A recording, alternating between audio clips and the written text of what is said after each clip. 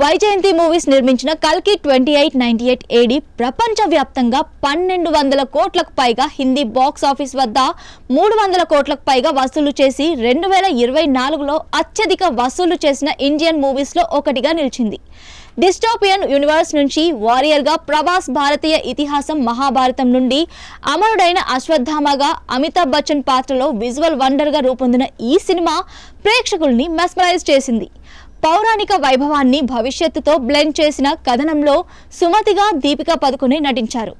Kamal Haasan supreme యాస్కిన్ గా కల్కితో face of చేశారు.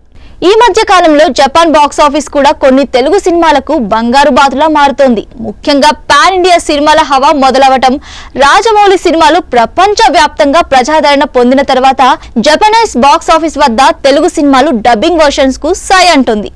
Japan లోని బాగా సక్సెస్ అయిన చివరి భారతీయ సినిమా త్రిబుల్ ఆర్ ఇప్పుడు కల్కి తన అదృష్టాన్ని పరీక్షించుకోవడానికి దేశంలోని తెరపైకి వచ్చింది.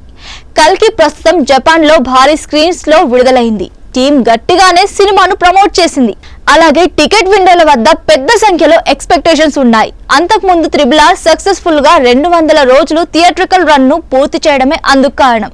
అక్కడ త్రిబుల్ ఆర్ 410 మిలియన్ ఎన్ కంటే ఎక్కువ ఆదాయం తెచ్చుకుంది. ఈ సినిమా జపాన్ లోని 44 సిటీల్లో 209 స్క్రీన్లు అలాగే 31 ఐమాక్స్ స్క్రీన్లలో విడుదలైంది. త్రిబుల్ ఆర్ అక్కడ అత్యధిక వసూలు సాధించిన భారతీయ సినిమాగా రికార్డ్ క్రియేట్ చేసింది. ఇప్పుడు కల్కి త్రిబుల్ ఆర్ వసూళ్లను దాటి అతి పెద్ద చిత్రంగా అవతరించే అవకాశం ఉందని ట్రేడ్ లెక్కలు వేస్తోంది. దీనికి కారణం ప్రభాస్ కు ప్రపంచ వ్యాప్తంగా ఉన్న భారీ స్టార్డమ్ అలాగే బాహుబలి ఫ్రాంచైజీ సక్సెస్. అప్పటి నుంచి ప్రభాస్ కు జపాన్ లో పర్మనెంట్ గా ఫ్యాన్స్ ఏర్పడ్డారు. ప్రభాస్ జపాన్ లో కల్కిని ప్రమోట్ చేయాల్సి ఉంది, కానీ గాయం కారణంగా అతను చేయలేకపోయాడు. జపాన్ లో ఈ చిత్రానికి సంబంధించిన ప్రీ రిలీజ్ సేల్స్ సంతృప్తికరంగా ఉన్నాయి. కల్కి త్రిబుల్ ఆర్ ని సులభంగా అధిగమిస్తుందని డిస్ట్రిబ్యూటర్స్ భావిస్తున్నారు.